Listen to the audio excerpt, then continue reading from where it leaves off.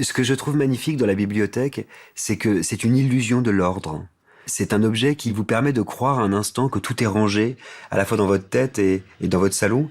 Mais en fait, si on se penche d'un peu plus près, ça ne l'est jamais vraiment.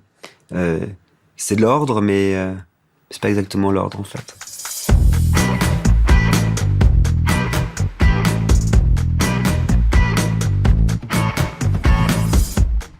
Proust. Voilà. Là, Vladimir Prop, qui est un grand structuraliste, est à côté de Proust. Ce qui invite à une lecture structuraliste de Proust.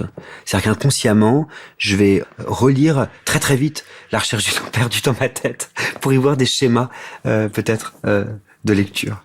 C'est fascinant. C'est la bibliothèque qui permet ça.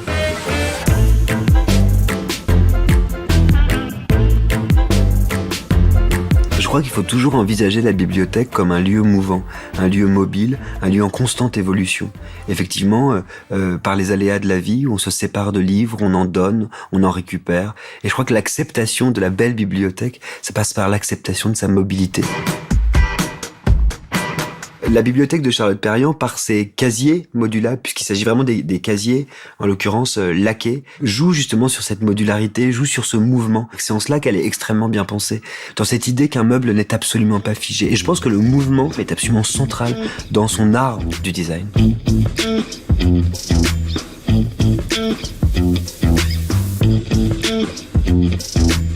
C'est-à-dire que même dans le petit tabouret que j'ai, quelque part, de berger de Charlotte Perriand, dont on peut se dire qu'il est extrêmement fixe et figé, en réalité il est tellement petit qu'on peut le bouger partout.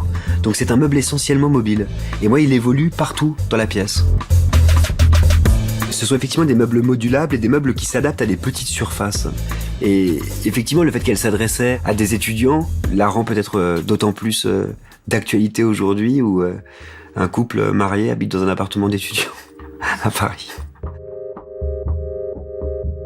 Il y a une énorme modestie, je trouve, dans son langage et dans sa façon de penser le design, quand elle parle de sa petite quincaillerie, de sa quincaillerie nouvelle. Ce qui m'intéresse, c'est que derrière cette coquetterie de langage, il y a en l'occurrence une immense créativité et une immense nouveauté, dans cette idée que chacun peut inventer son propre meuble, dans cette idée qu'un meuble n'est absolument pas figé.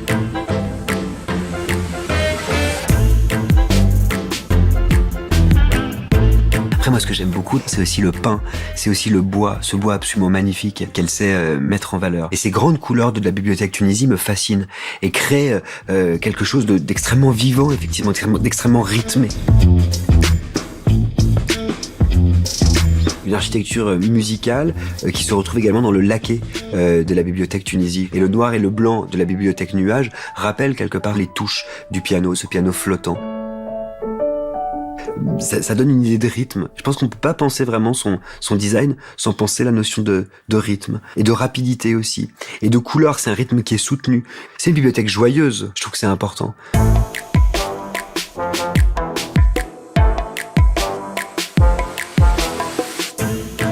La bibliothèque, c'est ce qui structure ma vie, depuis toujours.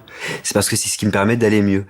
Quand je me sens mal, quand je me sens un peu perdu, quand j'ai une peine de cœur, un deuil aussi parfois, je range de façon frénétique ma bibliothèque par ordre alphabétique. Donc peut-être que inconsciemment, je fais exprès d'avoir des livres mal rangés pour pouvoir, dans le futur, me ranger moi-même.